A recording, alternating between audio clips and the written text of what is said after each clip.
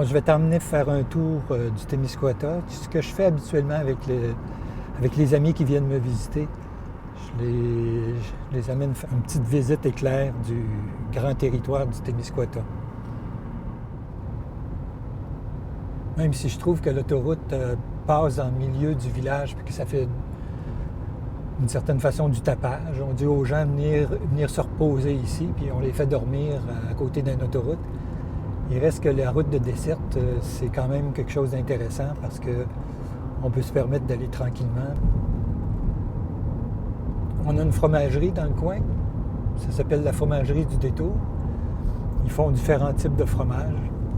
Ils ont remporté beaucoup de prix au niveau canadien puis québécois sur la qualité de fromage. Ça s'appelle, on disait, la fromagerie du Détour. C'est parce qu'anciennement, le nom de Notre-Dame-du-Lac, ça s'appelait le Détour. Parce que le lac, quand tu suis le lac en canot, et tu fais un détour pour rejoindre l'autre partie du lac.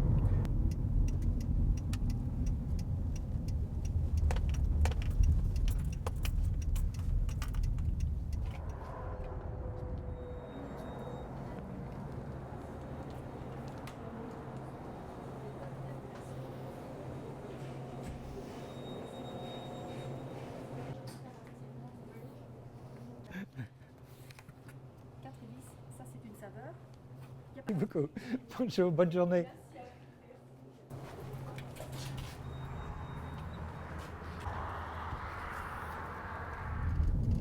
Alors ici, on est à Notre-Dame-du-Lac.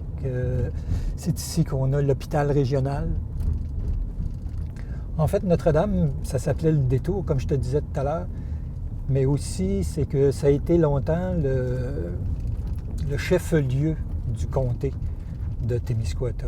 C'est-à-dire que les bureaux gouvernementaux avaient tendance à venir s'installer ici à Notre-Dame. C'est la première paroisse officielle du Témiscouata. C'est la paroisse mère, là, comme on dit.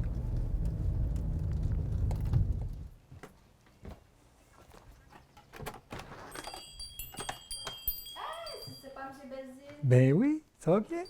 Donc, ici, l'auberge du Marie-Blanc, ça s'appelle. Ça a une petite histoire intéressante. C'est un riche avocat de New York qui a fait construire ça. C'était son pavillon de chasse et pêche. Le Témiscouata, ça a été longtemps renommé comme un lieu de prédilection pour la chasse et la pêche. Beaucoup d'Américains, beaucoup d'Anglo-Canadiens venaient ici pour faire la chasse et la pêche. Il y a des photos de pêche mémorables. Alors, ce riche avocat américain a fait construire ce petit pavillon de chasse. C'est un nommé Bishop.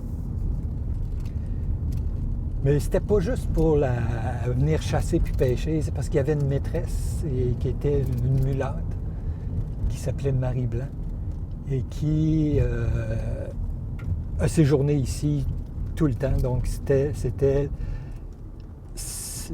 sa place sa résidence d'une certaine façon.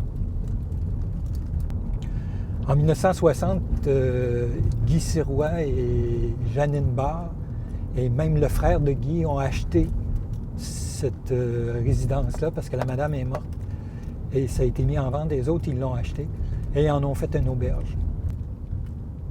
Et présentement, c'est les deux filles de Jeannine et de Guy qui ont pris la relève, qui s'occupent et qui poursuivent le même travail que leurs parents. Donc, c'est ouvert seulement l'été. Alors, à chaque été, ils sont au poste pour donner un accueil, on pourrait dire même mémorable, puis offrir de l'hospitalité aux touristes. On vient souvent, nous autres, déjeuner. C'est sacré. À chaque été, il faut venir déjeuner une couple de fois. Parce que sur la terrasse, là, on a une vue splendide sur le lac. Puis, c'est très agréable quand il fait soleil et chaud et c'est l'été.